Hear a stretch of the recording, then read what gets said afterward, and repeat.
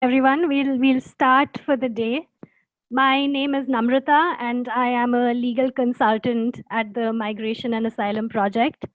Thank you for taking time out on a Saturday and joining us. We're very grateful for that. So, a little bit about the Migration and Asylum Project. At the Migration and Asylum Project, we are a group of lawyers that works with displaced communities, primarily with refugee communities. We provide legal representation and assistance to refugees, and we also carry out advocacy work in this area. So the decision for us to expand beyond external migration and also focus on internal migrants came post the lockdown. The lockdown that led to the migrant worker crisis got us thinking about the need to expand our existing legal aid programs to also cover internal migrants. Also, because we came to realize that external migrants and internal migrants did face a lot of overlapping vulnerabilities, such as lack of status, lack of identity documents, challenges accessing institutional forms of justice. And so we decided to expand our existing legal aid programs to bring them within the fold. And this was the motivation behind the inception of our project, which is called Migrant Workers and Access to Legal Pathways, a case study of Delhi.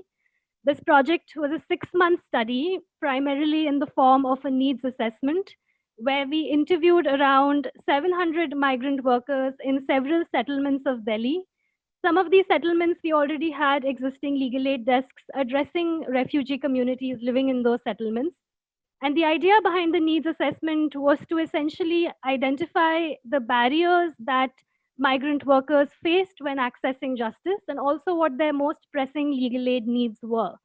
My colleague Baishali, who is an author on this report, will be throwing light on some of the critical findings of this report once I'm done with the introductions.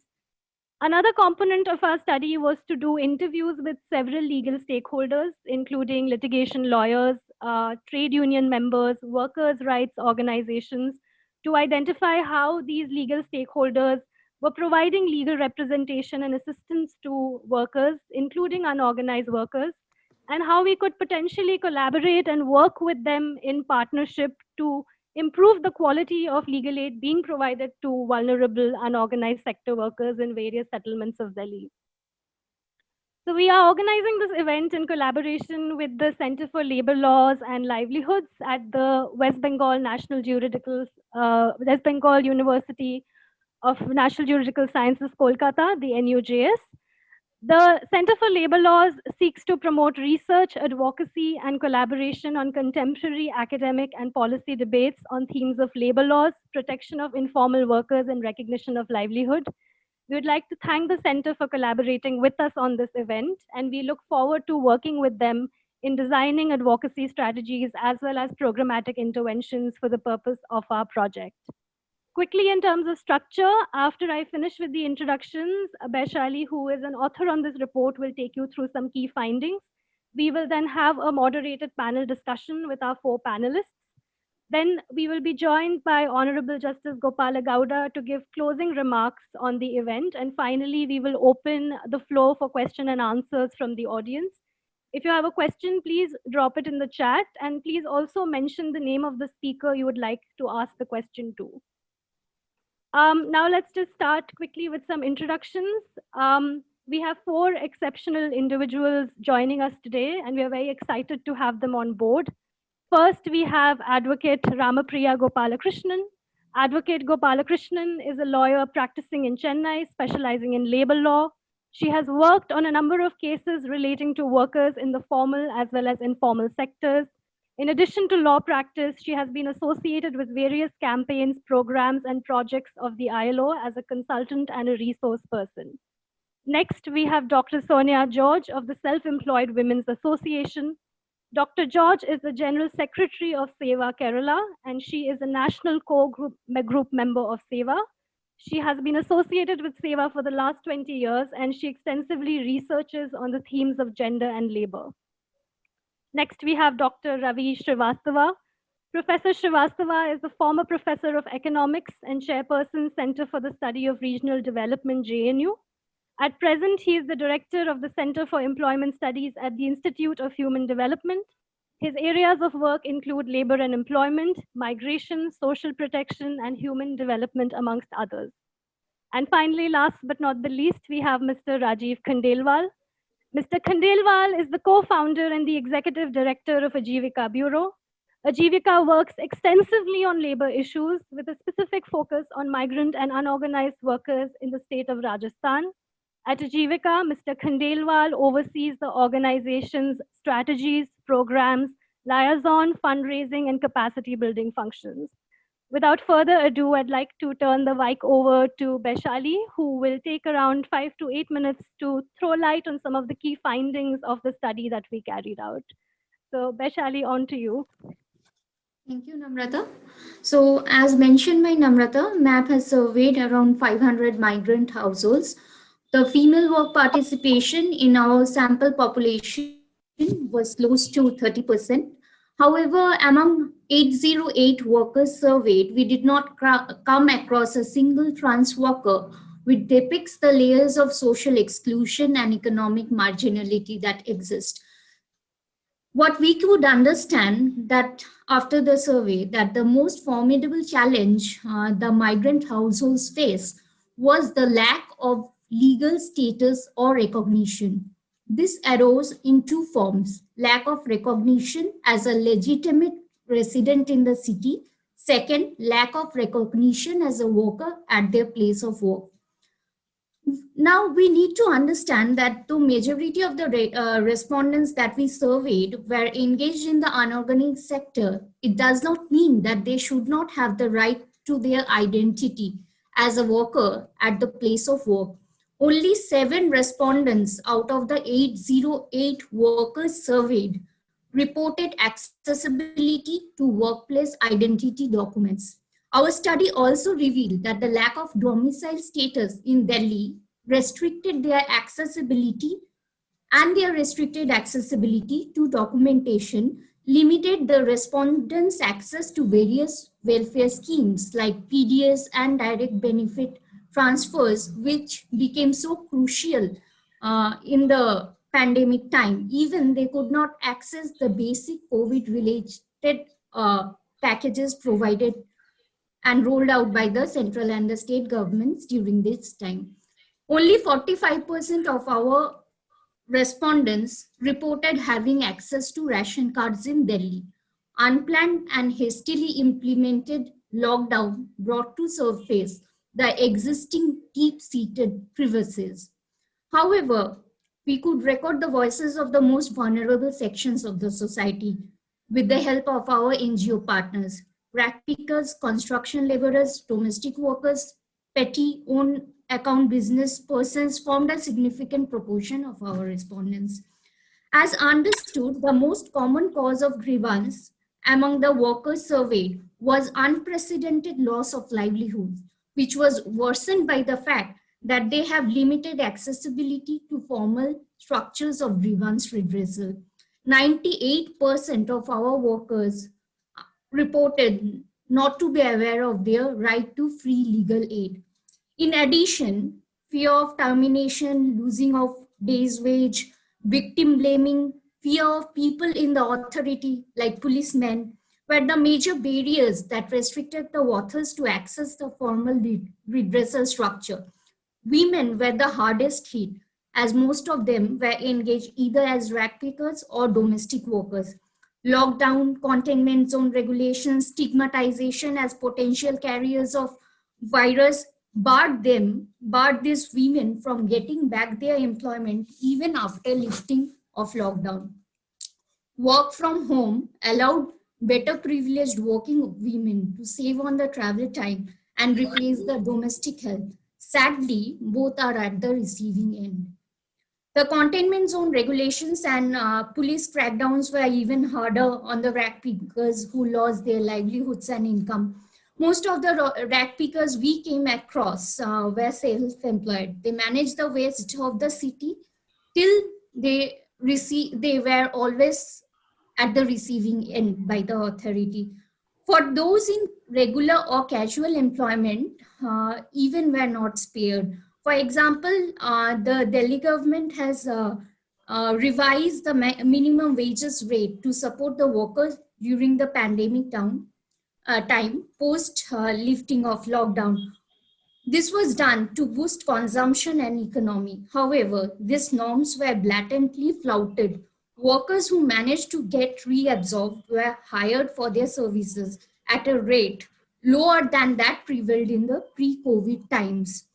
Other than this, delay and irregularity in payment of wages, wage thefts were very common practice. Only 15% of our surveyed workers reported receiving their monthly wage by legally mandated 7th of every month. So now focusing a bit of light on the gender-based challenges. With the help of our NGO partners, we can understand that cases of regular domestic violence, dowry-based harassment were common practices. However, we found it very difficult that the women do open up in these surveys. One probable reason was that most of the surveys were telephonic because we couldn't have an alternative option during this time.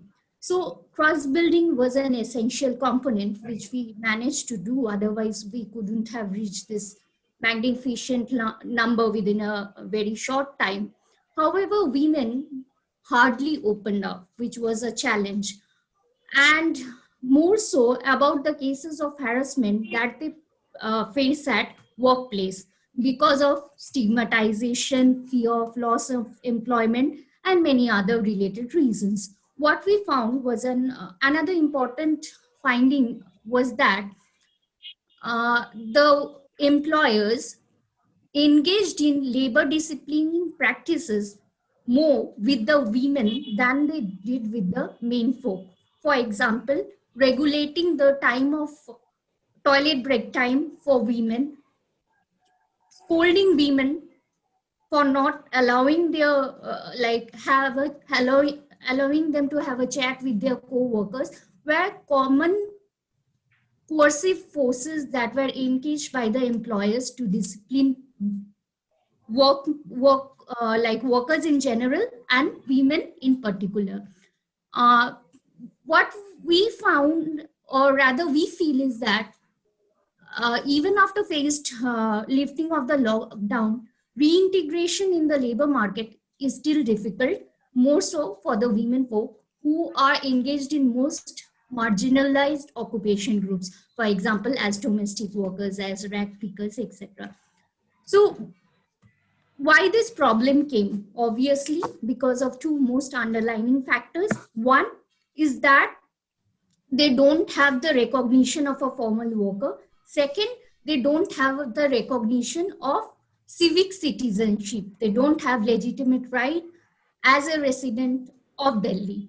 These are two important observations which we could come up with. Even like we have a social security act in place for the unorganized sector since 2008, but the state of Delhi still hasn't acted upon that. And despite 10 years of social security act, national social security act, Delhi hasn't constituted the state social security board. Okay, so to conclude with this observation, I would like to share that not only the lack of awareness of legal rights legislations, but also a lack of robust social structure, be it in the form of union or organization, prevented the workers to claim and access their due rights. We could identify that there is a need for building community support structure, creating a legal response structure, and access to quality legal aid. So these are our three observations that came out from the migrant survey we had, and also with the NGO partners. So first was need for building community support structure. Second was creating a legal response structure. And third, more organized quality legal aid. Beside this, we are also keen on creating a targeted legal desk to support the documentation needs of the community to establish their legitimate civic citizenship rights. Thank you, Namrata, and thank you, board and all the members.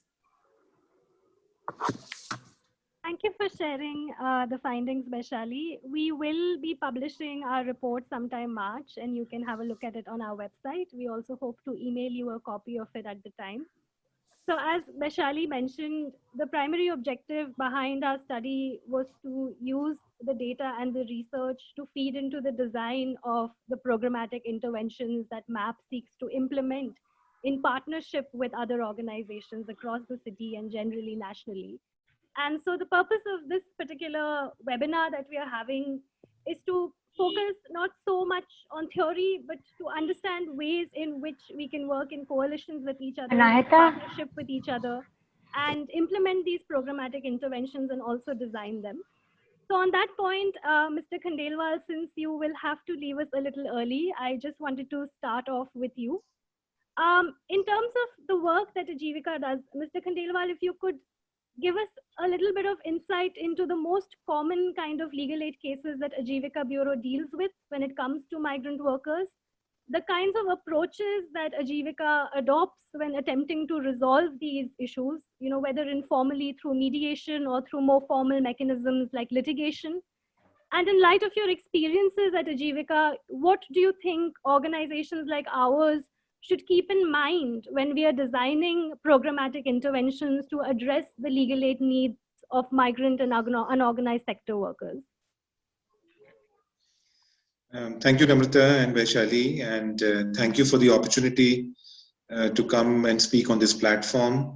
I've received your report, which I'm still going through it. It is remarkable, and I must say, it'll serve a very, very important purpose at this point in time as a reminder of what is missing in the system for informal workers, for unorganized sector workers. It is not just Delhi that we are talking about. Of course, your report is concerned with Delhi, which is an urban destination of migrant workers.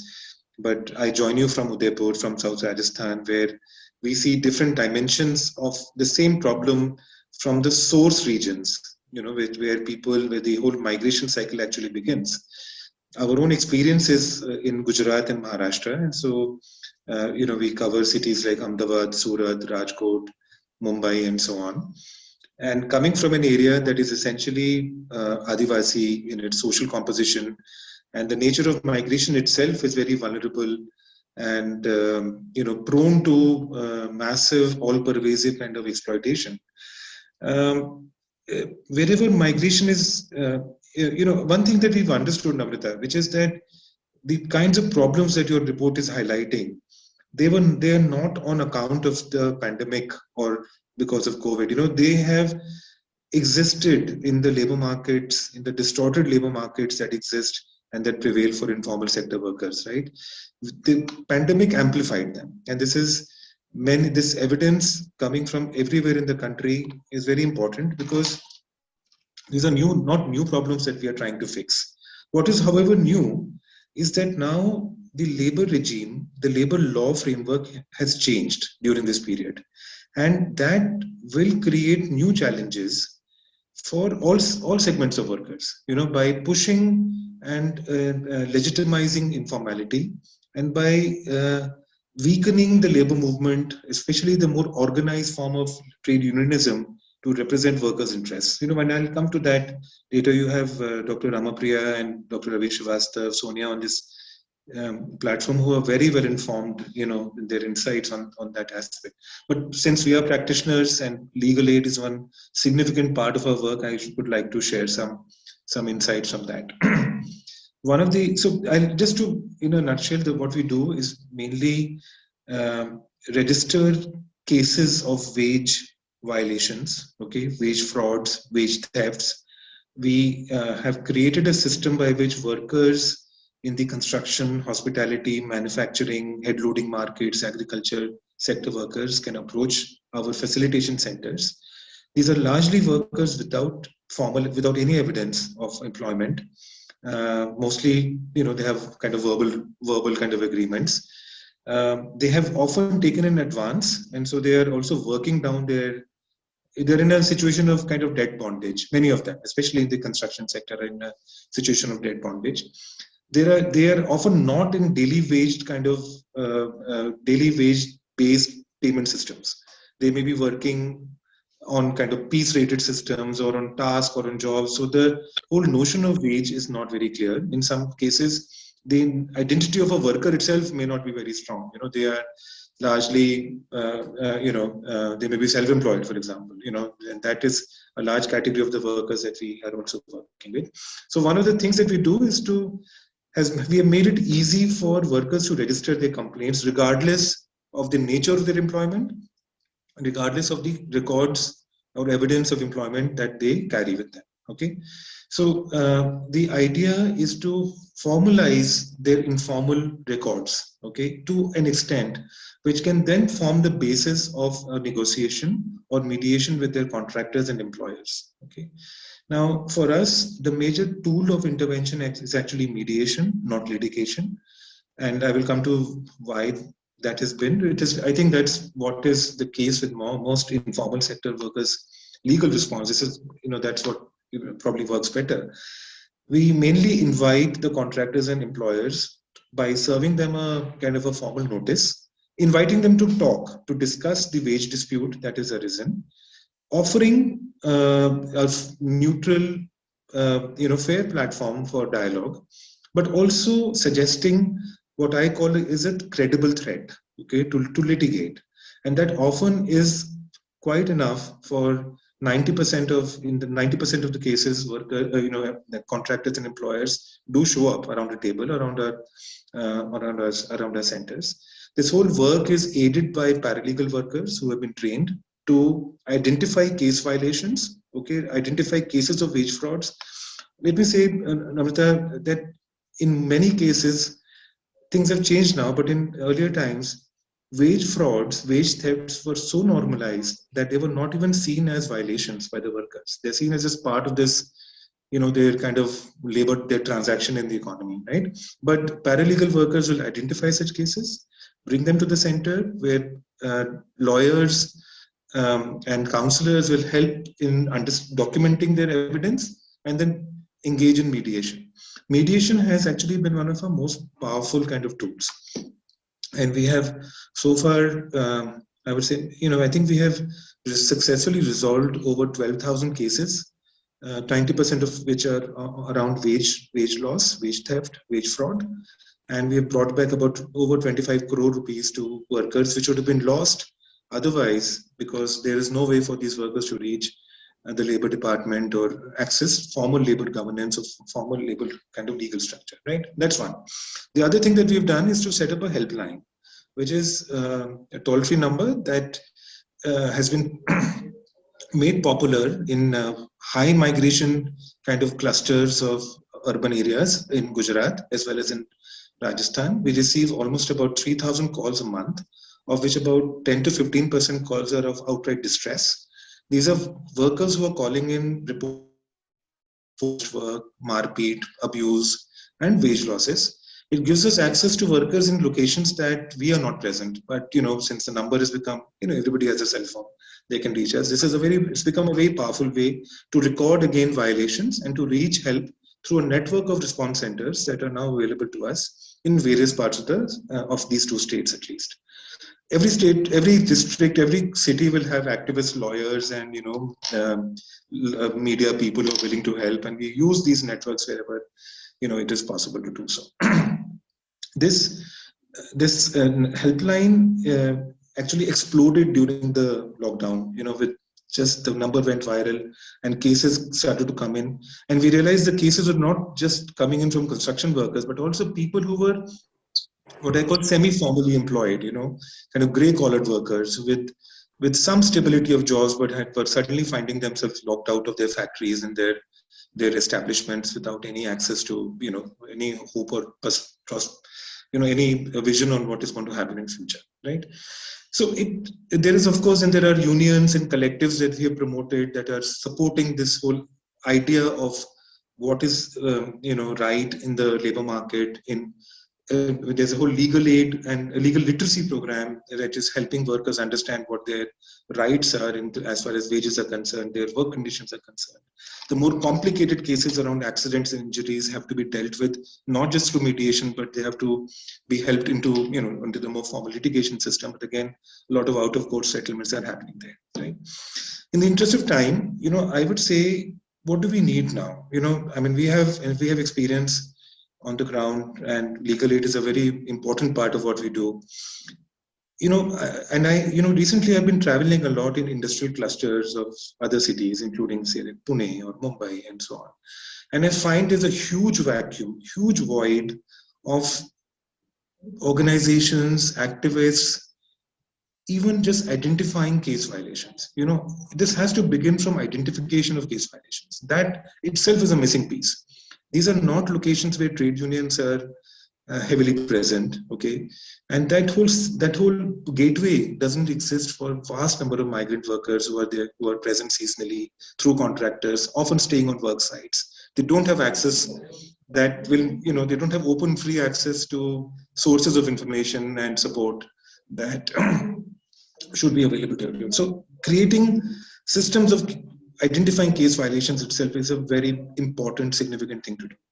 Secondly, creating alternative mediation platforms, okay, which are suitably empowered, okay, by governments, by legal services authorities, by groups of lawyers that are able to represent the workers in these environments. Remember, these are all informal, unorganized, dispersed environments. These are not formal settings, right?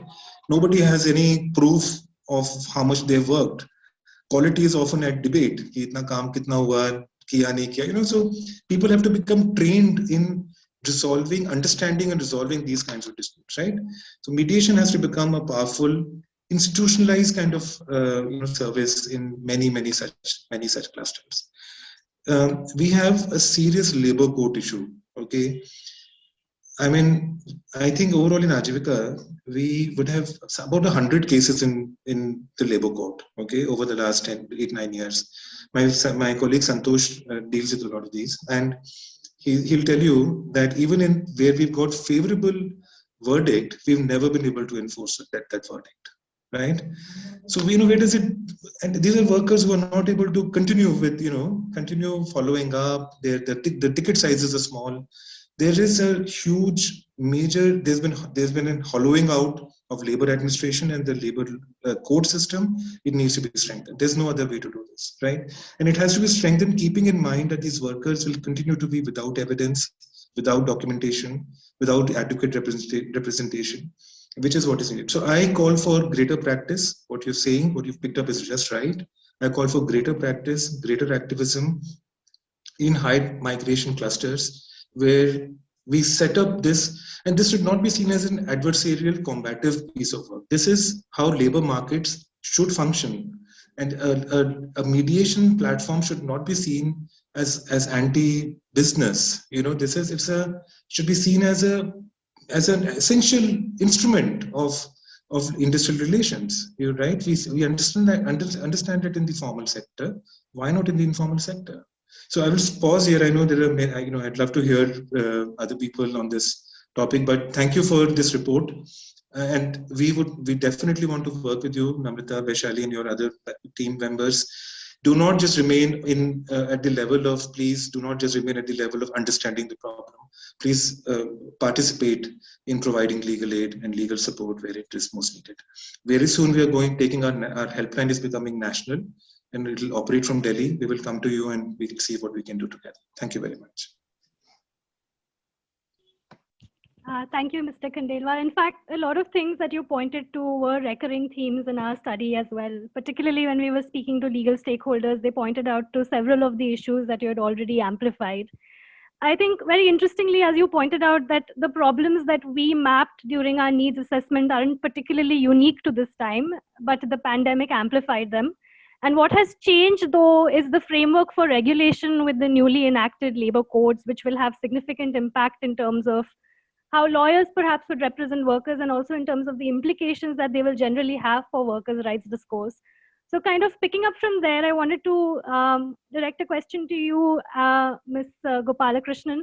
And I wanted to contextualize this in light of some of the findings of our study. I think one thing that emerged from our study, particularly with our conversations with legal practitioners, was that predominantly workers who approach legal practitioners tend to be organized sector workers. They tend to be male workers, and they tend to be unionized workers. So unorganized workers, female workers, and workers who are non-unionized very rarely approach legal practitioners for assistance. I think paralegal volunteers were the one community which consistently reached out to unorganized workers, and we're hoping to work in partnership with them to kind of be able to take on cases as a route. So in light of this, Ms. Gopalakrishnan, I was wondering, how do you then kind of, as a legal practitioner, as the legal community, reach out to unorganized workers who tend to be the most vulnerable, who tend to fall through the net of protection? And also contextualizing this in light of the law. I mean, the fact being that we don't really have legislations affirmatively protecting the rights of unorganized sector workers. We have the Social Security Act, which has more or less been a paper tiger, which hasn't really particularly led to any change in the fate of unorganized sector workers. And connected to that, just if you could share some of your thoughts about how the changed labor codes would play out when it comes to workers' rights, and how as lawyers we are going to navigate what seems to be a systemic dilution of workers' rights through legislation.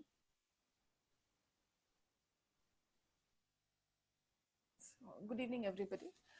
First of all, I would like to commend Namrata and Baishali for their great work and the very useful report. Namrata, I'll take the latter part of your question first. I'll cover the legal provisions in the OSH code that specifically relate to migrant workers, interstate migrant workers.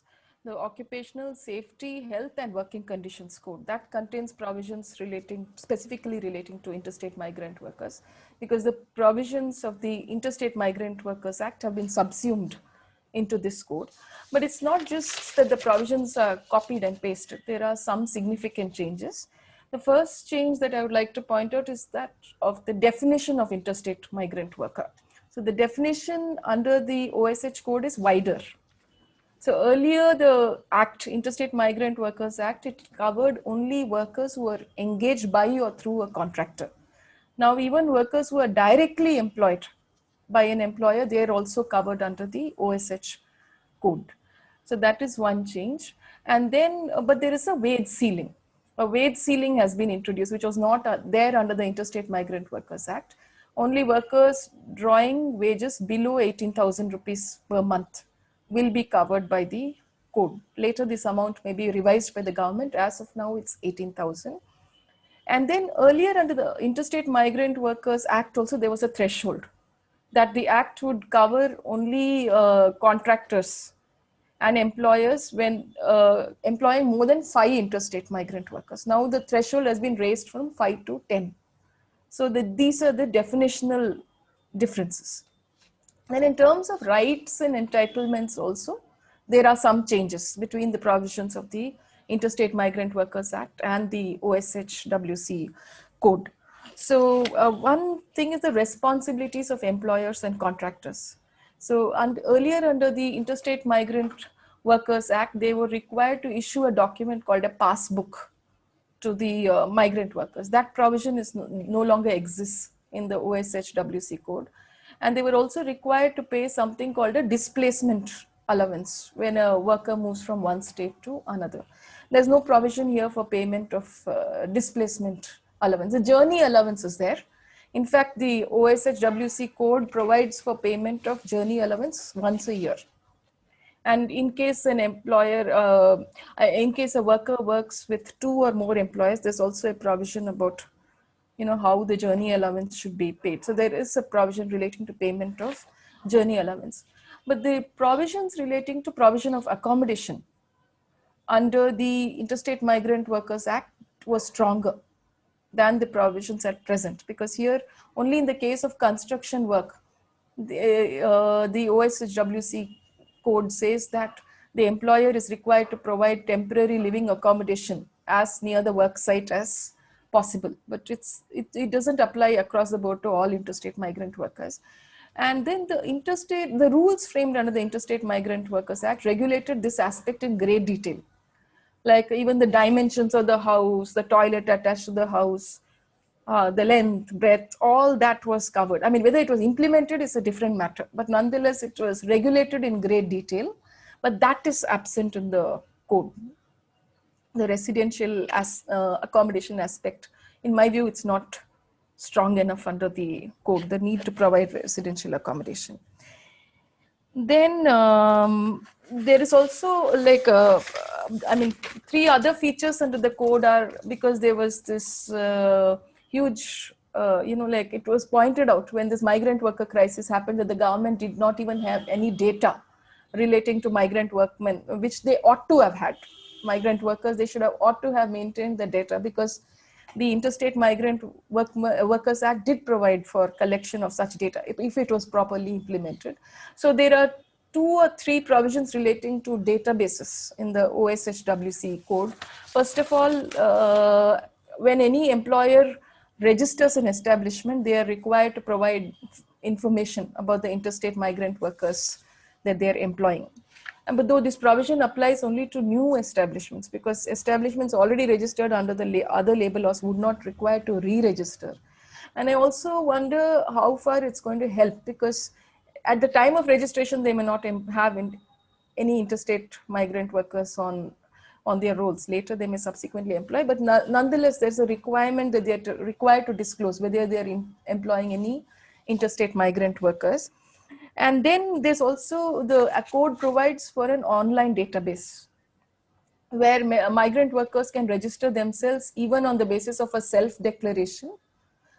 But there is a requirement of Aadhaar card, which is a problematic aspect. So it says they can on the basis of a self-declaration and Aadhaar card, migrant workers can register themselves. And then there are provisions relating to the responsibilities of contractors and principal employers. So apart from journey allowance, it also says they are liable to pay PF and ESI benefits. They have to extend that to interstate migrant workers.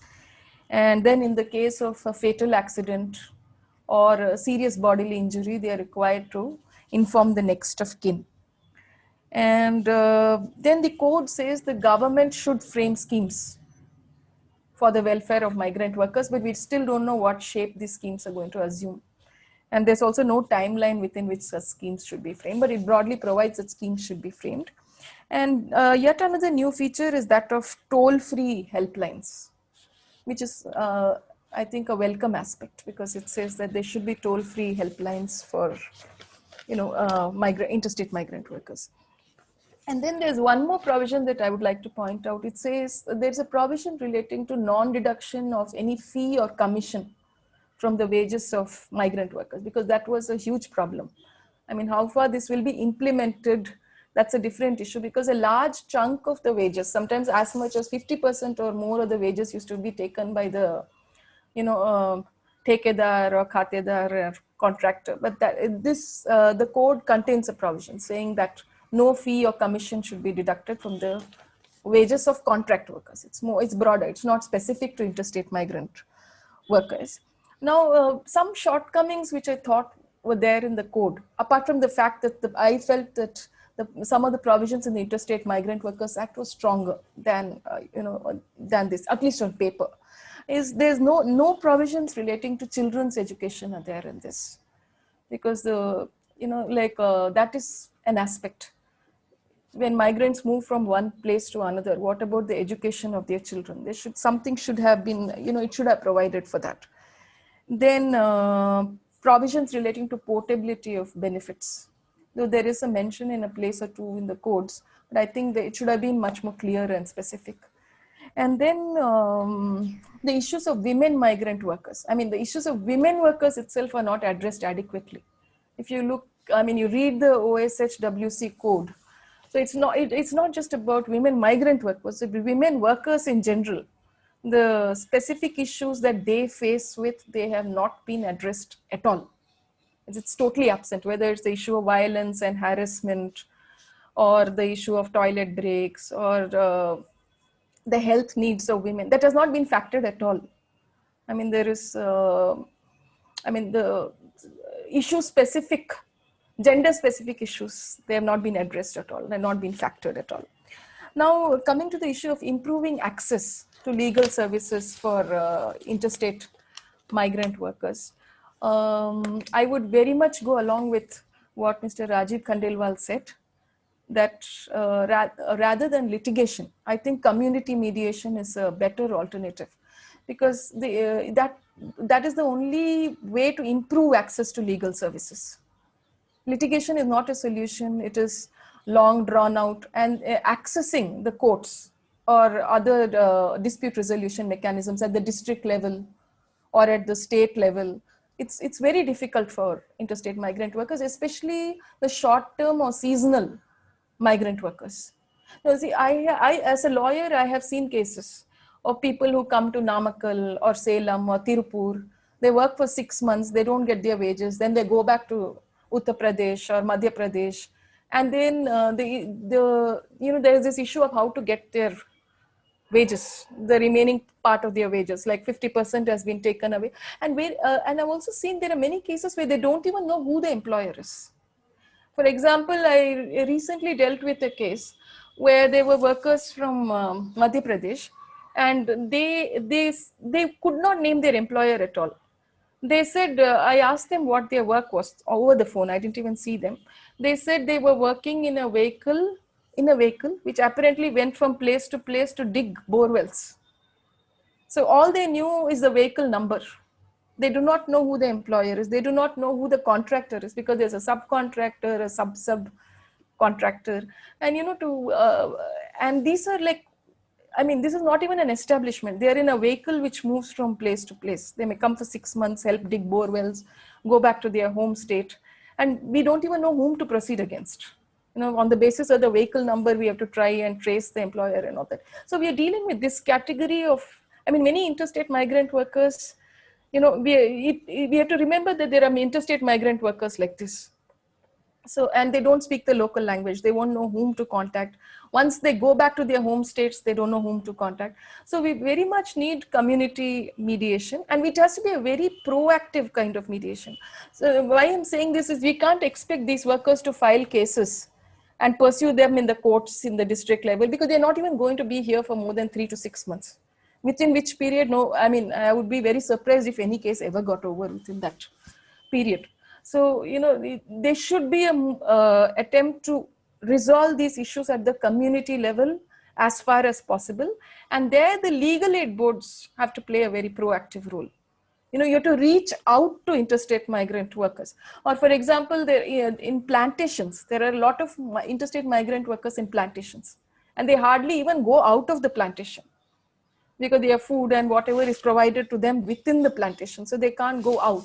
And then there are domestic workers in houses, like domestic workers from Assam or Bihar. They come and work in Tamil Nadu or Kerala and so on, and they don't even go out of their houses. So where is the question of them going out, contacting a lawyer or a legal aid board? They may not even be able to have access to a toll-free helpline or something. So I think on the part of the legal aid board and paralegals and other NGOs who want to work on these issues, they have to reach out to interstate migrant workers. You can't expect them to come to you with problems. That's how traditionally we lawyers work. We want people to come to us with their problems. But these are workers who are not unionized. And, it's, at least in the cities, for example, like interstate migrant workers who work in the metro railways, say in the construction of metro rails and so on, they are unionized to some degree, or at least they can contact unions and so on. But like the example of the migrant workers digging bore wells, or those in remote plantations, or domestic workers who work individually in households, one 16-year-old from Assam working here, not being let out of the house and all that.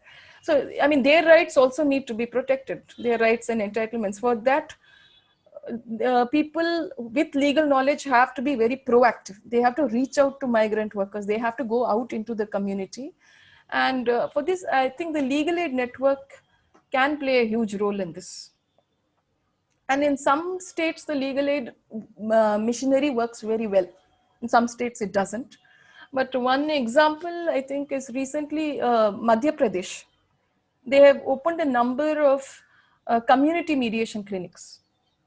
And the Madhya Pradesh Legal Aid Board, I would like to make a mention of her by name. It's headed by a district judge named Giribala Singh, who has a very proactive approach, to go out into the community and reach out to the people and find out what their issues are and help address it. So I think that kind of proactive approach is needed. Otherwise, the worker who doesn't get 50% of their wages, not even knowing who the employer is and going back to the home state and then trying to find out what can be done and how they can file their case, it's impossible, virtually impossible. So, and to also find short-term solutions. You cannot have cases which go on for months also, to find quick solutions. So as Mr. Rajiv Khandelwal pointed out, there is a need to institutionalize community mediation. And I think we also need to have a discussion on this issue of improvement of access to legal services with the district legal services authorities of various states, and increase access to community mediation all over India. So with these words, I'd like to stop for now. Maybe later during the question answer session, I could contribute more. Thank you. Thank you, thank you, Advocate Gopalakrishnan. I would request everyone else to please mute their Zooms, because there's a little bit of background noise going on. I just wanted to touch Namrata, if I may speak on Rajiv sir's and Ramakrishna ma'am's things.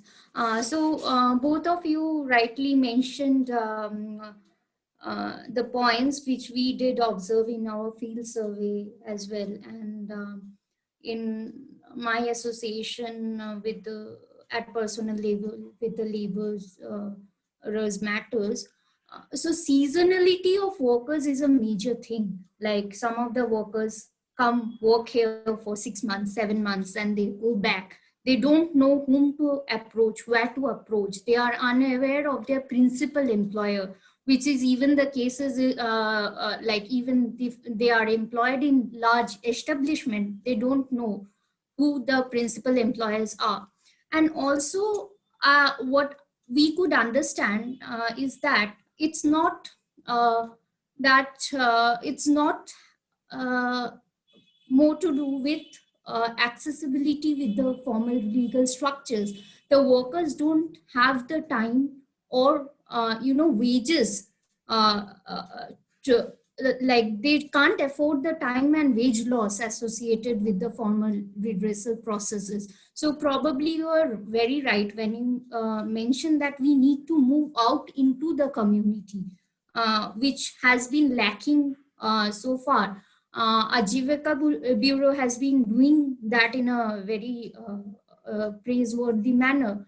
But I think as a while we need to fortify the labor movement in a right direction, we need to reach out to the community, which is currently not happening. Probably a non-formal mediation is the right solution, as both of you rightly mentioned these things.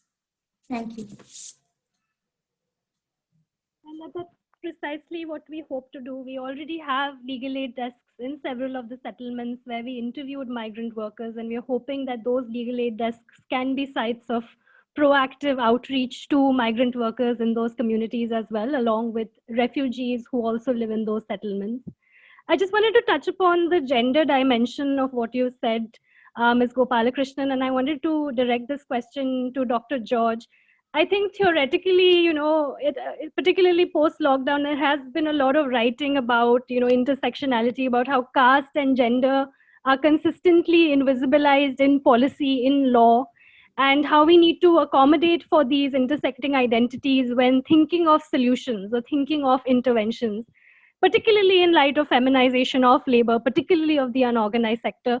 So Dr. George, I wanted to touch upon this. I was wondering, having worked with SEWA for so long, what are the specific challenges that women workers face, unorganized sector women workers face when accessing legal aid, when mobilizing and when organizing, and how SEWA seeks to kind of overcome these barriers, these gendered barriers. And relating to that, I was also thinking, you know, how can organizations like ours account for gender in the design of programmatic interventions, as opposed to, you know, adopting this very ad hoc stir and mix approach where we just kind of throw a couple of things into an otherwise, you know, universal program. So, you know, that would be my question to you.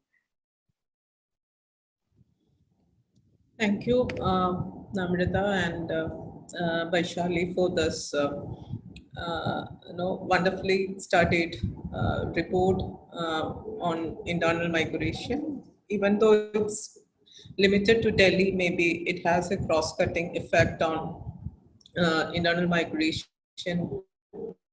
per se in other destination states too. So, as Rajiv ji was saying, or started with, how they have worked with the source states, especially from the rural to the urban destination states or destination spaces of migrant workers. Our experience more or less is the same, where there's basically the first thing that I would like to say is that the source destination linkage is not established in most of the cases. So since the source, see, for a country like India, where it's a right, it's a constitutional right of people to work and live, and to find livelihood. What is the issue of a person going to another state to earn his or her livelihood? So that is one of the main things that I think our work is focused on, because for example, Ramapriya was talking about the issue of housing, how it is not recognized that much in the new OSH code. So housing is a basic right of each and every citizen. So see, all of these workers, especially workers who are from the tribal or those kind of resourceful areas of the country, they all possess a kind of ownership in one or other ways in their own states. And why can't we use that right as the main source of reference in the destination states where they work? So means in terms of identity, means your study also revealed that this is the basic issue, in terms of identification, access, and also I think some echoing is coming. I don't know from where it is. So from what I was saying, as and also as a worker, means none of the means especially the most vulnerable informal workers in this country has no source of recognition as a worker in terms of identity cards, or in terms of direct access to rights what you have registered. It is the case of means irrespective of their migrant or local status, that identification is not there. So that is a long process of advocacy and also the bargaining initiatives of the trade unions who are working in this, especially in the informal sector, to have such kind of legal recognition process that is still under. So we don't know what is going to happen, because the Social Security Act was one of our ways to bargain for that, but now the Social Security Act is no more. No once the Social Security Code is in practice. So what is going to happen is that majority of these workers, recently we have, means I would like to explain our experience also. Recently in Kerala, where we are working, a worker from Tamil Nadu, she was killed, means in the sense of she jumped from the house, the 6th floor of the employer in the night to rescue herself from the house by tying her saris, 2-3 saris together in the balconies of that particular flat. And the saris, they were not strong and it was broken, and she had a very massive injury, and she was succumbed and after a few days to death. So when you involve in the case of that particular person, then only we can understand, no, there is no legal process of registering the case. No, what happened means there's no legal identity that she's working in that particular employer's house. So no case could be registered in that particular employment relationship. So that is again one of the main issues that we face. No, how do we define employment relationship in this particular kind of working relationship that is happening without proper identification as a worker.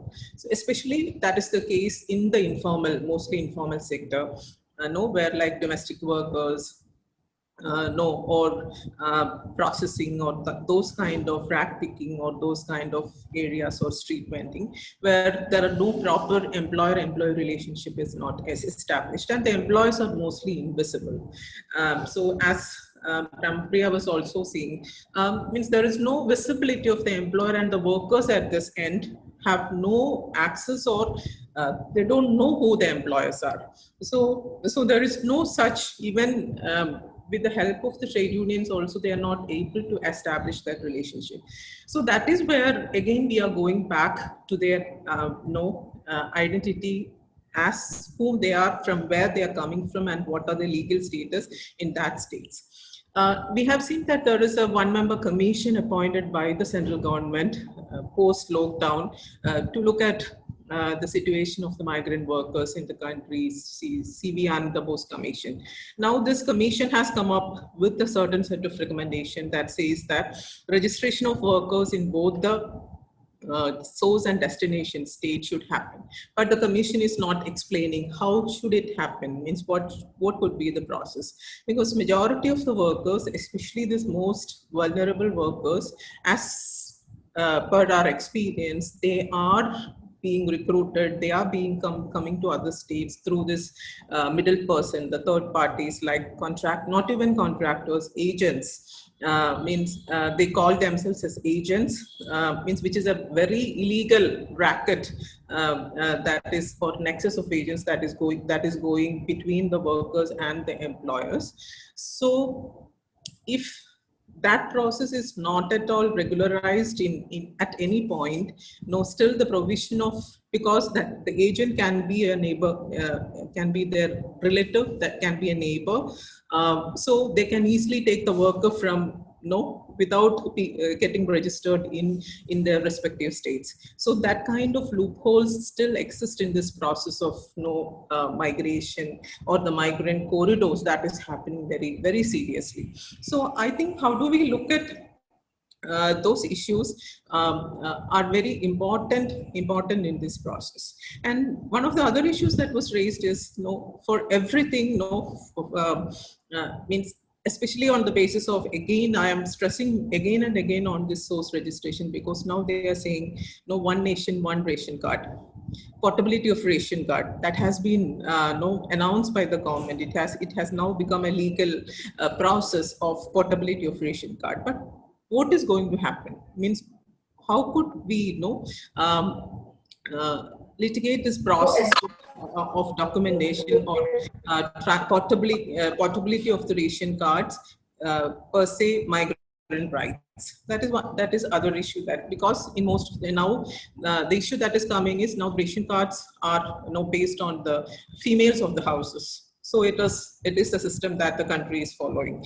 So maybe a male member will be working in other state, or a group of members from the family is working in other states, or only a female member is working in other states. So there are different possibilities. So how could this portability issue work with respect to the most vulnerable in the family or in that community? That is something that we have to think very seriously at this, because how do we legalize this process? How could we look at the possibilities of the migrants? So it is because each state has its own way of looking at the PDS, the public distribution system. Many states have, because for example, Tamil Nadu, for a state like Tamil Nadu, if you look at, it has so many SOPs, means whenever government comes or election comes, or there are changes in policies, and many things have been given free means through the ration cards, or a state like Kerala, or different states who have better benefits than other states. So this depends on other states also, how this portability really works and how could the benefit really get into migrant workers. So that is another important issue that we have to look at. And the other issues again coming is, as Rama was saying, about again on the portability of social security. So that is the one which is denied for the majority of the migrant workers, especially for the most vulnerable women migrant workers, like domestic workers, or people who are coming in such fragile situations, because first of all the employer is invisible. The employer has no such no legal affiliation to any of the process that is existing in terms of social security. The National Mission Mode document of the Construction Workers Welfare Board has now this mission mode statement is explaining that whatever time this particular worker is working in that state, in the destination state, that destination state is liable to put the social security according to their welfare status in that particular board, and they are supposed to portable that or transfer that into their own respective state when the worker goes back. So legally, no, it sounds very fine. No, it is a very good statement. But how is it going to happen to these vulnerable workers who are not even registered, who are not even identified, especially the case of this particular worker whom I'm saying, the employer has been, means there was a very serious issue between the employer and the worker who was died in the case that I was saying, and the employer is liable to actually pay compensation, and we are legally obliged to involve in that case as a trade union. But the legal status is not providing any opportunities to work at that level. Even the state is not able to intervene at that level because the worker is not identified as a worker coming from this particular state and working for this many months or this many years in that particular locality or in the workspace. So these are the complications that, as trade unions or workers working with the most vulnerable workers, migrant workers that we are facing in that particular context. So I think it's important for us to look at this basic issues of how could we consider or how could we work from the point of view of migration as a basic right of the citizens of this country. And when that basic right, that process starts, how that link from the source to destination happens, and how good. Another case is, it was mentioned by Rajiv ji also very clearly on, means for example, issues of wages being not paid. So after this lockdown, we have been getting so many calls from people from other states like Odisha or Jharkhand or Bihar, where we are working with, saying we have not been paid. As soon as the lockdown is announced, we were forced to get back to our own villages. So no wages were paid for last 2 months. So how are we getting? So we are helpless in that way. Means how could we negotiate with the employers? Because as you said, this is as it was said by even Namapriya or Vaishali was saying in her reflection, the seasonality of workers. This is a floating population basically. They may work for 6 months or 1 year, or according when the agricultural season is off, they come for work in other states. So these are all the nitty-gritties that could be worked out when this provision of work and right, like minimum wages, and I don't know, I'm really concerned about when this code on wages is being implemented, and what is going to happen to the migrant worker situation legally, especially in relation to minimum wages and also in relation to equal pay for equal work. So that has a very gendered implication, and that is going to be reflected in different levels in this process, because we know that there's for example, if there is, for example, in a state like Kerala, the minimum wage is very high for even an unorganized sector worker. But when it comes to a migrant worker, the level is low. And when it comes to a female migrant worker, the level of minimum wage is still lower. So the minimum wage rules of a state is not being applicable to a migrant worker. So how could we legally approach this issue? Because minimum wage in a state, practiced in a state is applicable to all workers irrespective of where are they coming from.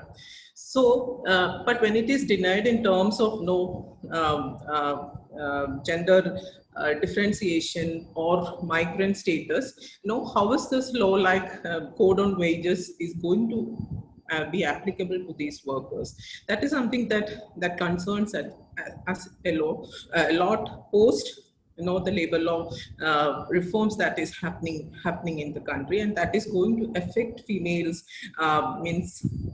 migrant workers at different levels. And the last part of my concern is regarding the different types of migration that is happening. Rama was again explaining on, for example, a domestic worker, especially young girls. I don't think that category of migrants have come into your study also.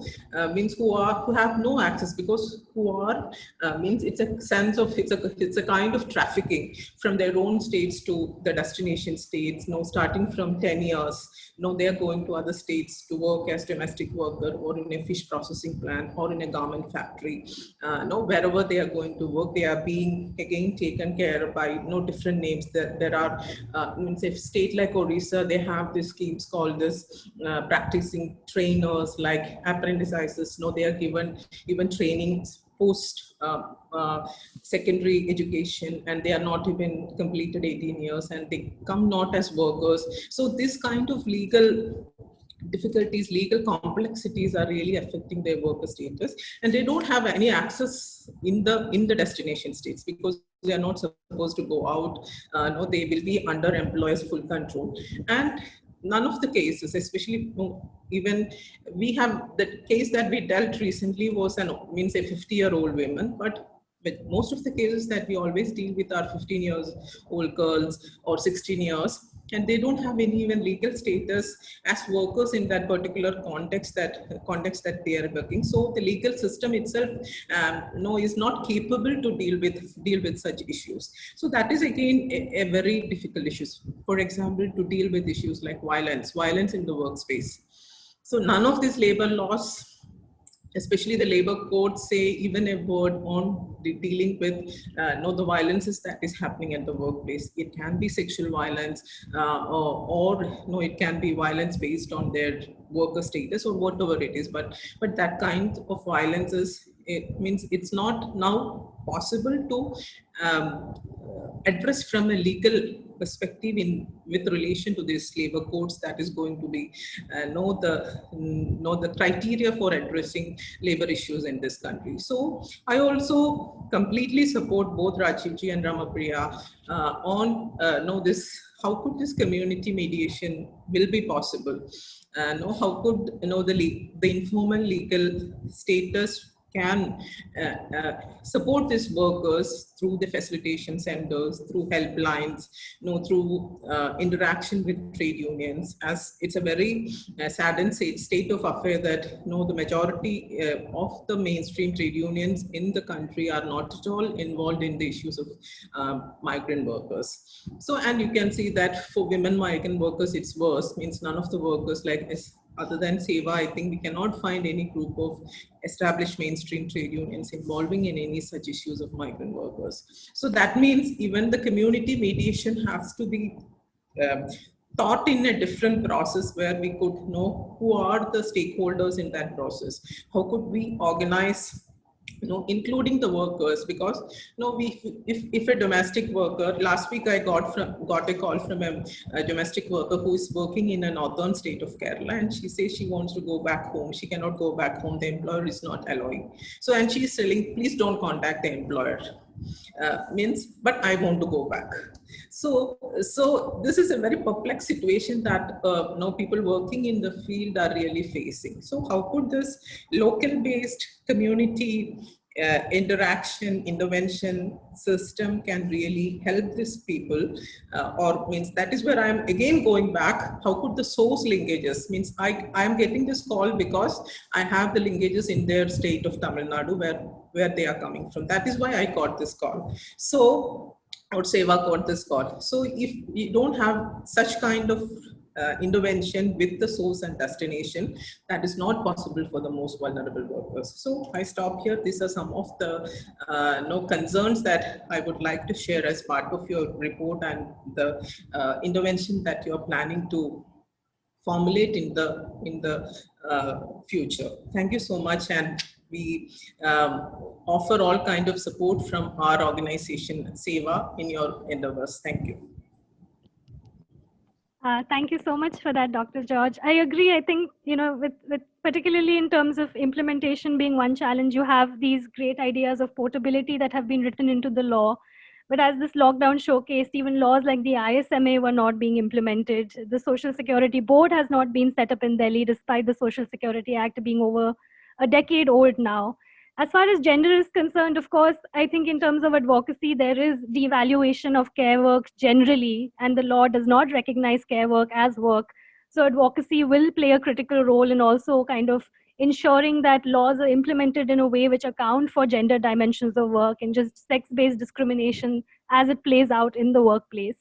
I kind of touching upon advocacy, I wanted to now move on to Dr. Srivastava, and I just wanted to ask you like a broad, question, particularly about advocacy. I mean, if you look at, India's development model at this point of time, it's being informed by a certain neoliberal capitalist kind of framework, and the dismantling of workers' rights as witnessed to these labor codes seems to be a critical component of this model of development, which will of course have adverse implications for the most vulnerable of the working class, such as migrant unorganized sector workers. So I wanted to ask you about, what form should advocacy, what form should research take, in this broader context when, systemically we see protections being dismantled by the state to ensure that migrant workers, unorganized sector workers, to a certain extent can get access to basic entitlements and protections. So that's just generally a broad question that I wanted to direct to you about the form of advocacy and strategy in light of the situation that we are in now. Dr. Srivastava, you're muted. Yeah, sorry. Thank you, Namrata and Vaishali, for inviting me to speak here. But I was just saying this exactly, we're at 6:20 when we expect, when Honorable Justice Gowda to speak to us. So, there is no time for me to speak just now. We wouldn't like him to wait. So maybe I can come back later. Sure. Professor Bhattacharjee, would you then want to go ahead with introductions for Justice Gowda? I think he's joined us. I'm sorry, I can't see everyone on the screen. Thank you, Namrata. It's a great privilege to have Justice Gopal Gowda on this panel at a time when labor rights have been significantly diluted, both through legal changes as well as judicial interpretation. Justice Gopal Gowda stood as an exception in the recent years as a sentinel for labor rights, be it his decision on unfair labor practices and regularization in the ONGC versus Petroleum Labor Union case, or whether it be his decisions on back wages in the Jasmeer Singh, one of the more notable decisions, as well as his decision on relationship of employment in the Balwant Saluja case. He stood out for his championing of labor rights and grounding labor rights within the rubric of fundamental rights and constitutional values of social justice and equality.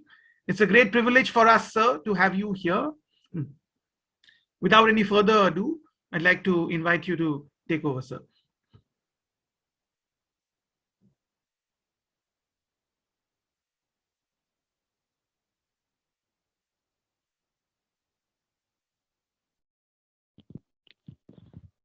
Justice Gowda, I think you're muted.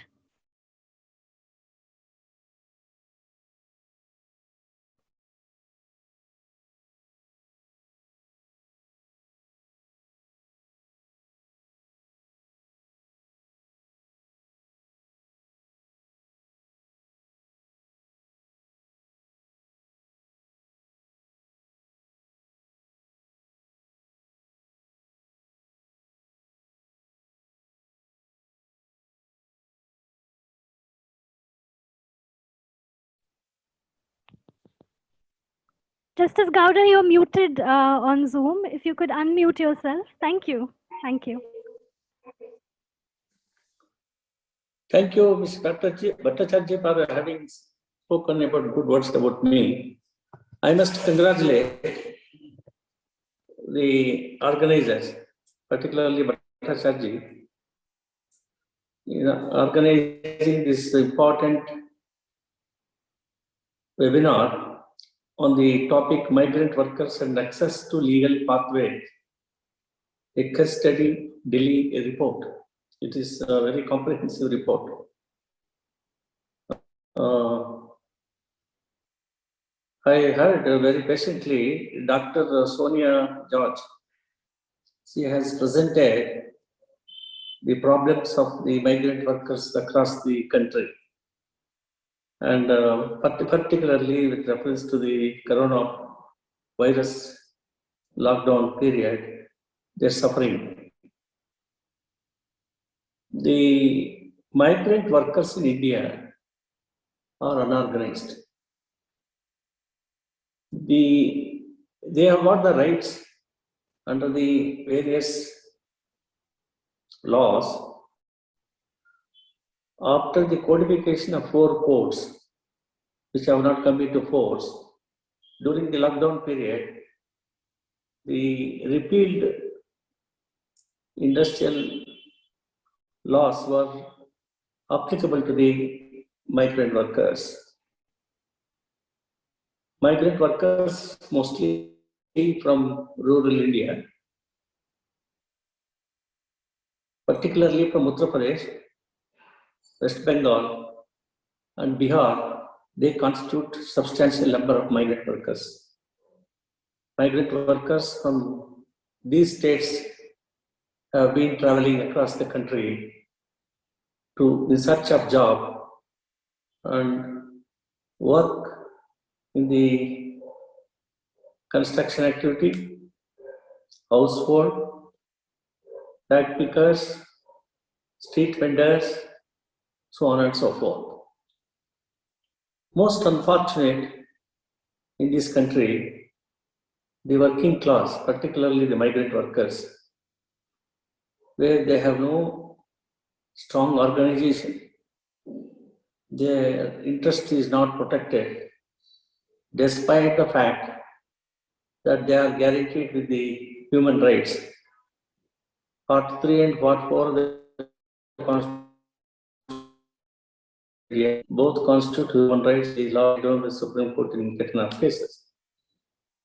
This is what has been witnessed by us, not only us, in the whole world, the plight of the migrant workers during the pandemic period, lockdown period. They don't have the basic community.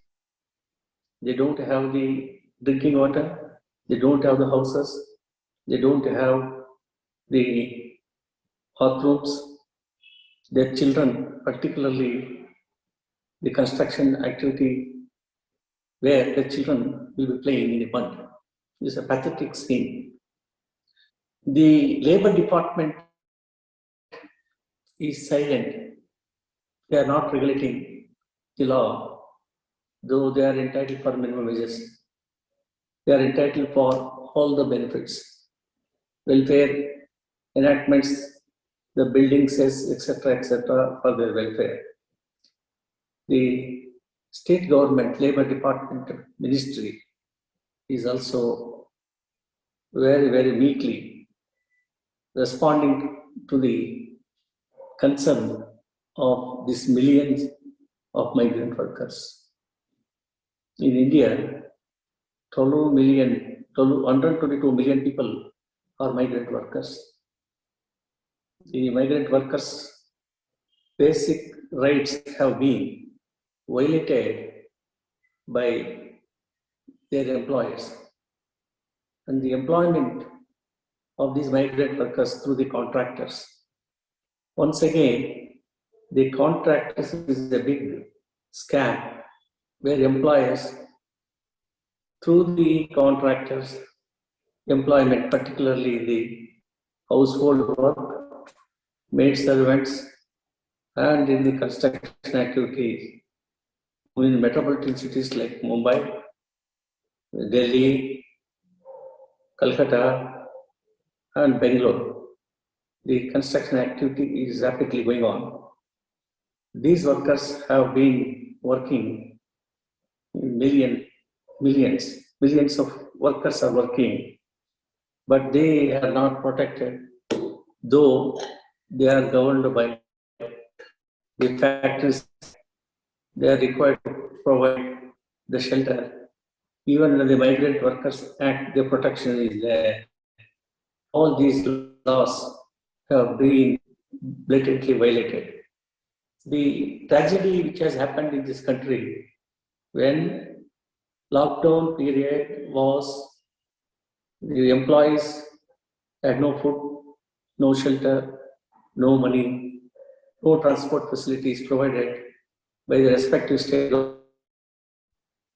where to go back to their destination.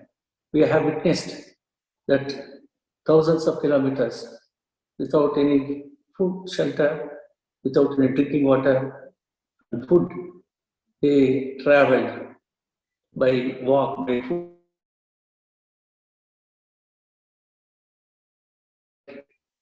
Despite this has been in print media highlighted, the Supreme Court was silent. They did not intervene. They intervened only in the last week of July 2020. So this Supreme Court was a mute spectator. I am very sorry to make an observation. I was part of the Supreme Court of India. The Supreme Court is required to protect the human rights of the people. So motu 32 petition should have been registered, and the onslaught and the blatant human rights are being violated. We should have called upon the Ministry of Home, Labour Department, and the chief secretaries of the various states from where the migrant workers have been traveling on road by foot without providing the transport facilities.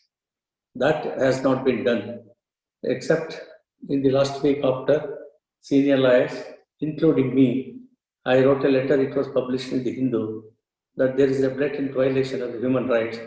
The national human rights and state human rights have not been intervened in this regard. The Labour Department was very, very silent spectator. It is a sorry state of affairs. In a democratic republic, India, where governance under the Constitution and the Labour Department was required to take care of these people pursuant to the Ministry of Home Affairs under the Disaster Management Act.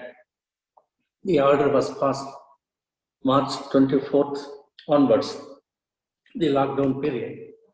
The people, the employers did not carry on with the activity. The houses they provided, they were not provided. Wages were not given for the previous period which they have worked. They were not allowed to stay back in their respective places, and they did not give sufficient allowance.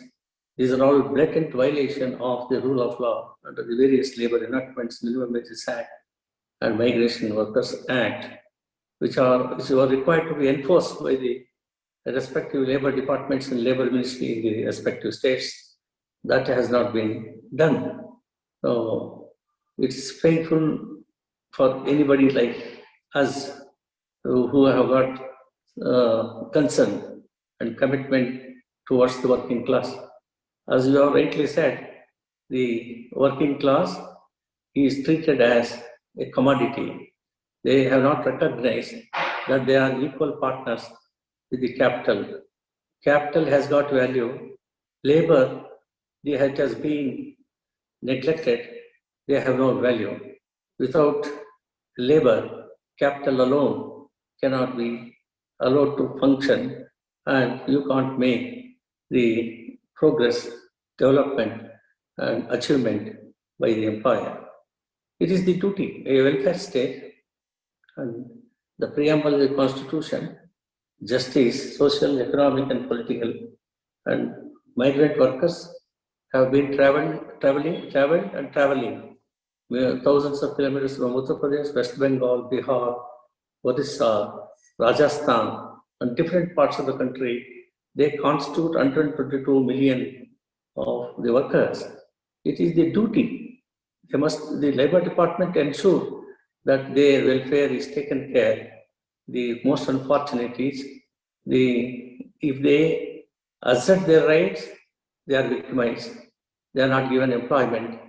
And the Labour Ministry, they are also don't have the concern and they don't have empathy towards these people.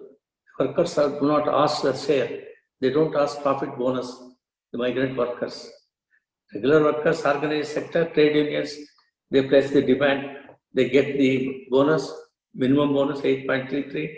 If the profit sharing bonus, they have to go to the tribunal, the labor court. It takes years, decades. The Industrial Disputes Act says adjudication must take place within 3 years. That is not taking place. After award is passed, then the High Court, 227 jurisdiction, though Supreme Court and all other courts have repeatedly held that you shall not interfere with the award of the labor court. You have got only supervisory jurisdiction. You have no power of appellate jurisdiction. Despite this, you must have seen the judgment from Uttaranchal Road Transport Corporation case 2010, Singhvi and Justice Ganguly. A fantastic legal proposition was laid down that power of 227 is not appellate jurisdiction, it is only a supervisory jurisdiction. Unless it is suffers from error in law, you shall not interfere, particularly industrial jurisprudence, industrial peace and harmony and welfare of the workman is very, very important. Irrespective of the judgments of the Supreme Court, the mindset of the judges of constitutional court is the weaker sections are required to protect it, rendering social justice. That has never been done. Even during 1950s and 1960s up to 1980, the trend of the industrial jurisprudence understanding and interpretation was entirely different. After particularly 1990 onwards, the new economic policies, they thought the investment is the major aspect. It is a new crony capitalism which has been allowed to invade into the country, and state is also a part of exploitation of this working class. And this has been brought to the notice of the Labour Court, High Courts and Supreme Court. There are instances where minimum wage under the Minimum Wages Act 1948 is fixed, or 1964 is fixed by a committee by the government. Minimum wage is not a fair wage, it is not a living wage, it is minimum. Based on the requirement of food, shelter, and the other basic things. This is being interfered by the High Courts. So therefore, I am not on that point. The migrant workers faced the agony, hardship, number of people walked thousands of kilometers, died on their en route to their villages. The central government did not take any protective measures to see that they are reached to the respective destination during the lockdown period, so that they can safely reach their destination and live there. And after this, the pandemic period was over, to come back to work. So this is the condition. The study which is made by Delhi, I had gone through, Bhattacharya has made me to read that. I had read it. It is a very extensive the report, which is very useful for the NGOs and to educate. Education of migrant workers is very, very important. It is not taking place. This is a sorry state of affairs. The trade unions, either regional trade unions or central trade unions, they don't have access to these migrant is the reality. So the this during the pandemic period in Bangalore, I was monitoring at least some trade unions were working, supplying food packets for 21 days, so that during that period, they were taken care of, providing drinking water, providing shelter, providing food, one time or one meals per day. This is what has been happened. So what I feel is the trade unions must take care the unorganized sector, particularly the migrant workers. Women, I am in the walk, I will be seeing near the construction of the building. Morning at 5 o'clock, the women, they don't have the toilets.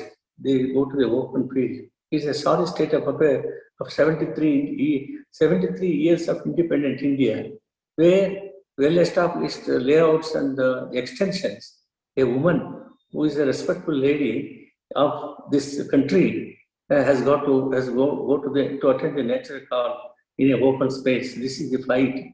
Now, therefore, I am very, very happy that NGOs have played a very predominant role. Now, NGOs, trade unions must coordinate to organize these people and to see that the organization is there. They will have the strength. They will have the courage and conviction to fight against the exploitation of their respective contractors and the employers, the principal employer. That's very much required. And the legal aid is absolutely zero.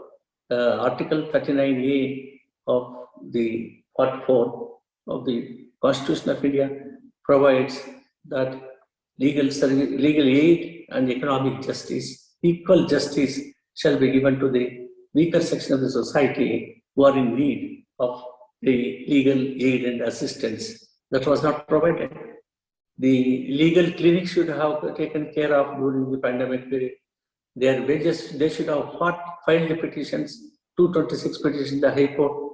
The High Court should have intervened and given direction to the Labour Department or to the State Government Chief Secretary. You have to see that they must be provided with shelter, the basic amenity, the toilets, drinking water, and their travel.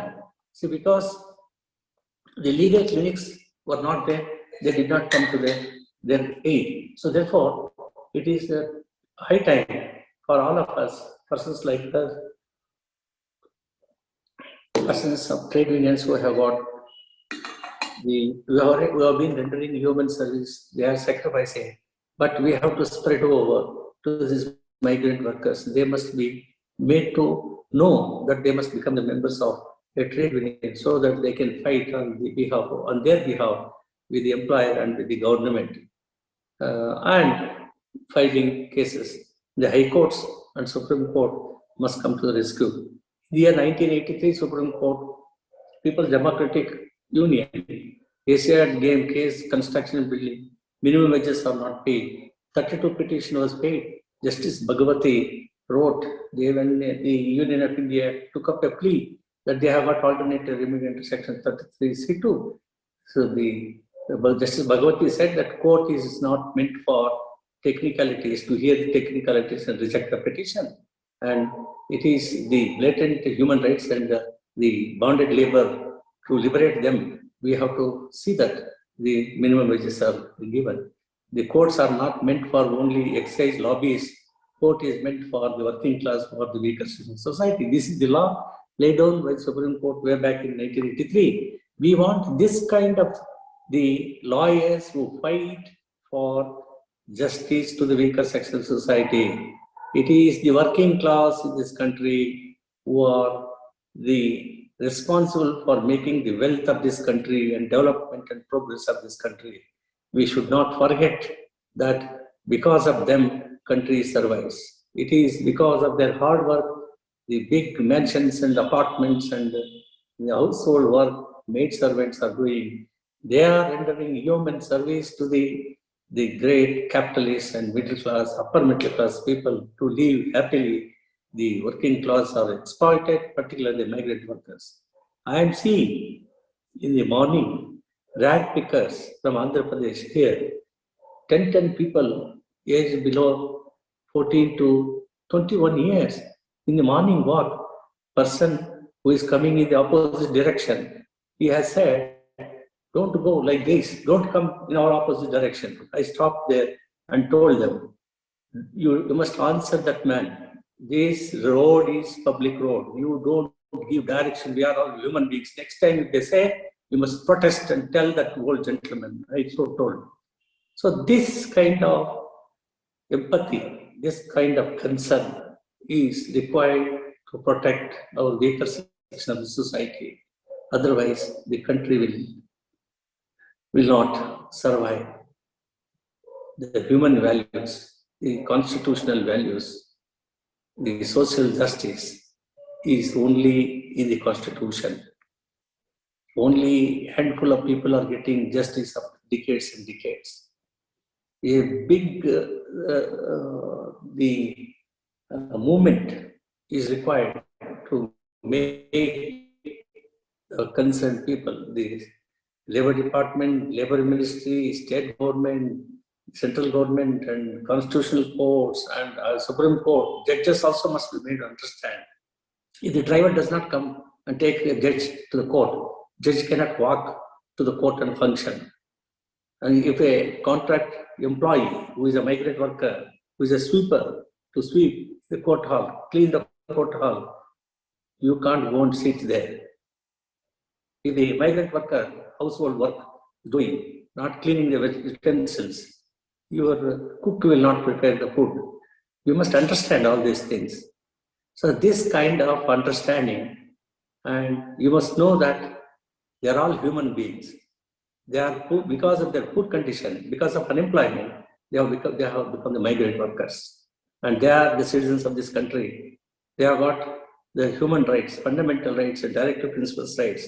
They have got every right to approach, knock the doors of the constitutional courts like High Court and Supreme Court. It's not only elite people going, engaging big senior lawyers, paying lakhs of rupees and argue on their behalf, get the bail in a day. Here the question of life and bread, life and death question, it is the question of their livelihood, it is the question of their bread, bread. If they have been deprived, if they are in subhuman conditions, if they are residing in a tent, if there is no floor, there is no bathroom, there is no drinking water, there is I am seeing every day where construction activity is going on in a residential locality, the woman say how to take bath, how to go in nature call. Is it not shame on the part of the civilized people like us? Should they not understand? Is it not the duty of the principal employer to provide shelter to them? So these things are not provided. It is not the duty of the contractor. It is not the duty of the Labor Department to go and inspect and tell them to cancel the sanction plan and enforce, pay the minimum wages. If minimum wages is not paid, 10 times penalty should be recovered. What is the difficulty for these people? These people are all have become corrupt. They don't see in the eyes the plight of the migrant workers. Sorry state of affairs. Are we living in a democratic country? Is there any rule of law in this country? Supreme Court time and again has said rule of law is the basic structure of the Constitution of India. Blatant violation is taking place day in and day out. What you are doing? Why you are keeping quiet? So therefore, we have to streamline, strengthen the legal aid. We have to strengthen these workers. We have to create legal awareness. We have to tell them, these are your rights. These are all, your rights are guaranteed under the labor laws. Or now, labor courts come, these are the rights, whether it is good or bad. Whatever the rights are given by central government by codifying 4 courts, taking out, we are going back. We have been relegated backward, not forward. This is not what is expected and is not provided under the Part 4 of the Constitution of India and Part 3 of the Constitution of India. The Parliament is not supposed to enact a law taking away the vested rights under the Industrial Law. Industrial Law 1947. They are protected. Trade Union Act, Factories Act, Minimum Wages Act, Employees Compensation Act, Payment of Bonus Act, Gratuity Act, Workers' Cess Act. These acts have been enacted, have been, whether it is fully implemented or partly implemented, They have been serving the working class to some extent. And why? What made you to make the law, the courts, repealing all these 27 laws? What is you arbitrarily, in violation of Article 14, you enact the law, no discussion, no debate, the matter has not gone to the select committee. So these are the various problems which we are required to address, and migrant workers' law must be strengthened, their rights must be protected, and they must be educated, they must be encouraged, courage must be instilled in them by the trade unions and NGOs. If that is not done, I think our country will still at the stage of the bonded labor. That is prohibited under the Constitution. We must see that by letter and spirit, the social justice is rendered to the migrant workers. For that, the NGOs, the trade unions, we must also build up a strong movement to bring home the point to the Labour Department and the state government, to draw the attention of state government. If you don't take care of the welfare of the working class, particularly the migrant workers, they will vote you out. This should be the message to be given to the rulers of our country. I once again congratulate Banerjee and his company, the professors who are teaching in the National University of Calcutta, and friends like him and others are doing some yeoman service. I wish them all the best. Carry on with this mission and uplift, stop the exploitation, uplift the migrant workers' rights. Thank you very much. Thank you, sir, for your views and for showcasing the change in the approach of the judiciary in the recent years. And we are really grateful to you for taking out the time for this session, and also speaking out on how both within the labor administration and the judiciary, we need to remind ourselves that humanism and constitutional values must inform both enforcement of labor laws as well as interpretation of labor laws. So thank you so much, sir. Back to you, Namrata. Thank you, Justice Gowda and Professor Bhattacharjee. Coming back to you, Dr. Srivastava, we apologize for overshooting time. Taking some strands from what Justice Gowda said, that crony capitalism and neoliberal development seems to be the way ahead for India, has been for a while. There is also passivity on parts of institutions that are supposed to uphold the constitutional rights of the working class in this country. And in this context, at this point of time, what direction should advocacy take? What direction should research take to ensure that we can resist and we can, to a certain extent, ensure protection of the rights and entitlements of the weakest amongst the working class? So that's my very broad question to you, Dr. Srivastava. Thank you, Namrata. The lecture by Justice Gowda was so powerful, and it actually answered many of the questions that you addressed to me as well, in some sense. Where should advocacy go? Where should research go? Basically, I think we need to remind ourselves constantly, and he has already, done so in his lecture, that what we do and what we strive for is basically for the actualization, fulfillment of the constitutional values. We need to uphold this. He referred to the preamble of the Constitution, the fundamental rights of migrants and how they have been violated, they are constantly violated. The framework of development in India is also laid down by the directive principles, and the directive principles, a close reading of them reminds us that they are about equity, justice, and balanced development. So, what is true is that the model of development which has emerged in the recent past, the neoliberal model of development, gives a free hand to capital. And in fact, even within the strata of capital, it actually bets on the strong. So it actually gives a free hand to the strongest elements within capital. It promotes unequal development, and it promotes higher level of inequality. And the migration that you see, the patterns of migration that you see are engendered by the levels of unequal development and inequality that we have, which are on the one hand, actually innovating rural areas in agriculture of livelihood. So sources of livelihood are dying down in rural areas in agriculture.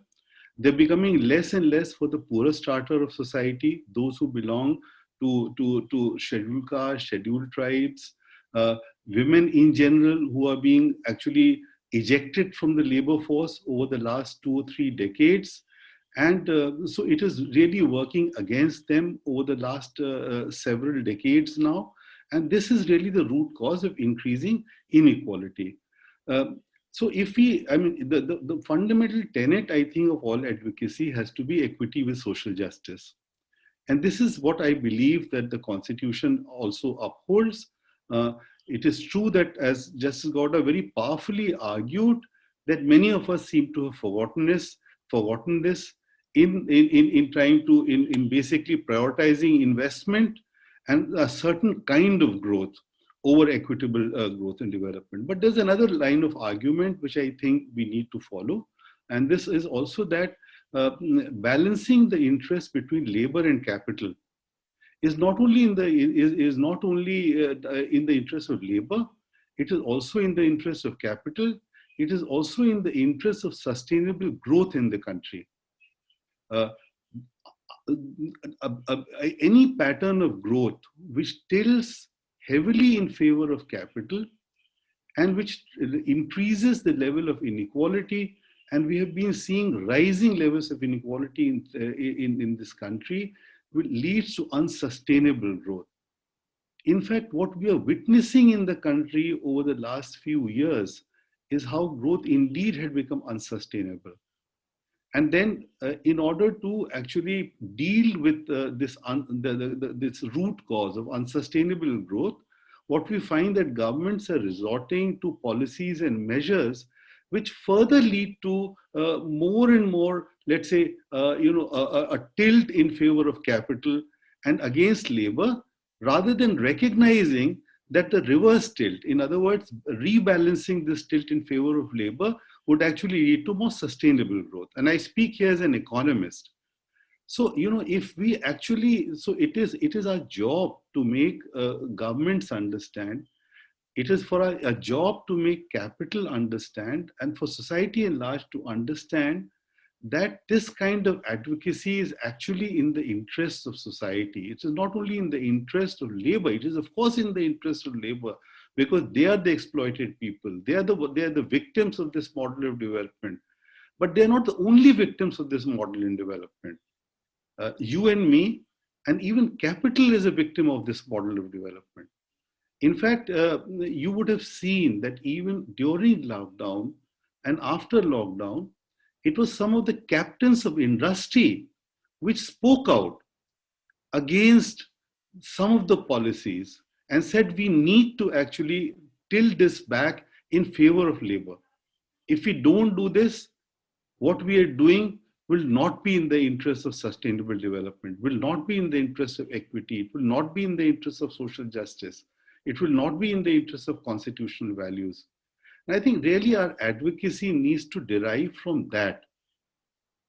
And we need to remind ourselves that, many of the changes that have taken place in the recent past, and I will not go into the economic changes that have taken place. Many of the economic changes we know about, from demonetization, even the pattern of lockdown which we have, the sudden pattern of lockdown that we have. But the changes in labor policy, the changes in labor administration have not been in the interest of society at large. But the reason, if you look at, there has been a long discussion and a very, a very enlightened discussion by a panelist on the labor codes. I just want to remind, just say 2 or 3 things on the labor code. The labor codes really, particularly the 2 major codes, industrial relations and the OSH code, are really address organized sector workers, both informal and formal organized sector workers because they're bound by various kinds of thresholds. The key law as far as the unorganized sector workers is concerned is really only the wage code. And the social security code, which actually aims to answer both the needs of the organized sector and the unorganized sector, actually has nothing in it for the unorganized sector. So without going into the broad rubrics of what has happened or what is happening, we need, there has been a strain of thought. The commission of which I was a part, the NCUS, actually in a whole series of recommendations and a whole series of reports written between 2006 and 2009 made this argument, the argument that I'm making, that inequality is intricately related to informality. And in the recent years, as informality and labor market flexibility have increased in India, so has labor circulation, so has migration. And migration is now a very large and growing part of informality in this country. So there are intricate connections between the pattern of development, which is bringing about greater inequality, the patterns of migration that we have, and the pattern of informality that we have.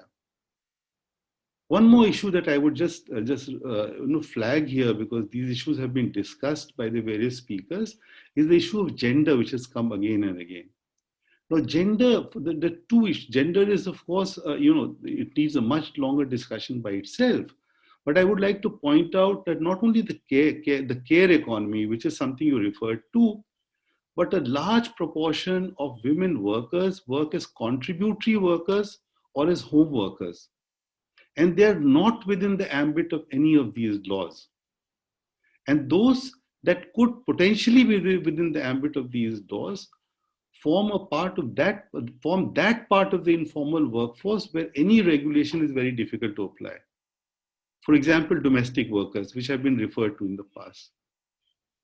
What we need, and this at the NCUS, the commission of which I was a part, argued is a comprehensive view of the informal sector and informal workforce, including gender, including migration. That is why we had proposed a comprehensive legislation to regulate the conditions of work in the informal sector. And that is why we had also proposed, after intensive discussions with all stakeholders, including labor administration, how can we bring the labor justice system closer to these workers in the informal sector? How can we make it speedier? How can we make it less costly? And how can we make it more accessible to informal sector workers? So I think coming from the vantage point of your work, I think this is extremely crucial. There are two critical aspects of work which are very critical, very, very, very important. One is basically migrant support and organization. And the other is access to justice. Not only labor, in the context of labor laws, but social justice, discrimination, all these aspects have to be tackled because they are at the roots of the kind of exploitation which migrants face. So I'll stop here because I know we have run beyond the time that you had set. But all that I want to say is that I read your report. It's a very useful report. It takes a 360-degree view of migrants. It also puts them within the broader perspective of informal work, which is where they have to be. Of course, they are distinct, and within migrants also there are categories. So the short-term circular migrants are a very distinct category because they're constantly moving back and forth or moving from place to place. Their vulnerability is even much higher. So there are distinct categories between all of this, but you have addressed it very well. And going forward, I think the advocacy and basically grassroots organizations, support organizations, trade union organizations, these are really the two important needs of the day. Thank you very much. And research has to be contextualized within them. Thank you so much, Dr. Srivastava, both for patiently waiting and for your points. Unfortunately, we will have to skip the question and answer section for today. There are a few questions that I can see in the chat which have been sent to me and publicly shared. I think some of them have been answered already. And we hope to continue having events where we will do a better job at time management, where we can have a longer session dedicated to question and answers. Just in conclusion, I wanted to say, I think, what we've realized is that the way ahead is to work in partnership, in coalitions. I mean, what we are up against is particularly alarming, and I think collectivizing and organizing from grassroots up is the only model of resistance that will help us perhaps in this journey. And that is precisely what we seek to do with this project, not only work as MAP in a silo, but partner with as many people as we can across Delhi and across India, and do advocacy work, do legal aid work, and also do strategic litigation and assist certain litigators in doing that kind of work, if that is something that can help. So thank you once again for making time on a Saturday. I hope you get some rest tomorrow. And we will see you soon again when we organize another event in this series. Thank you so much, everyone. We're very grateful for your presence.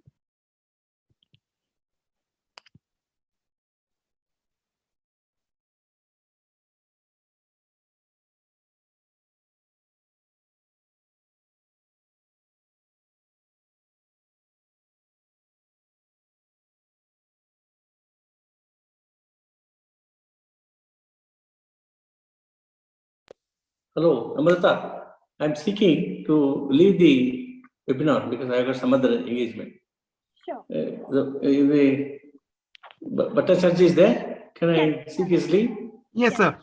Thank you so much, sir, for the taking out the time and for sharing your very valuable thoughts. And I'd like to thank the panelists for. We'll meet and check out this must be the continuous effort to see that how to streamline and strengthen these migrant workers. For that, I am always with you. Whenever you want my services, I will be rendering my service. We are really grateful for that and appreciate your suggestions, sir. And we'll be in touch with you and draw upon your expertise and advice on a constant basis. Thank you so much. Thank you. All the best for you. Thank you. On behalf of NUJ's Center for Labor Laws and Livelihood and the Migration and Asylum Project, I'd like to thank everybody who's so patiently been part of this program and taken out time and exchanged their very incisive opinions. And we look forward to many more such collaboration and events in the future. Thank you. Bye, everyone. Have a good weekend. See you soon when we have our next event. Thank you.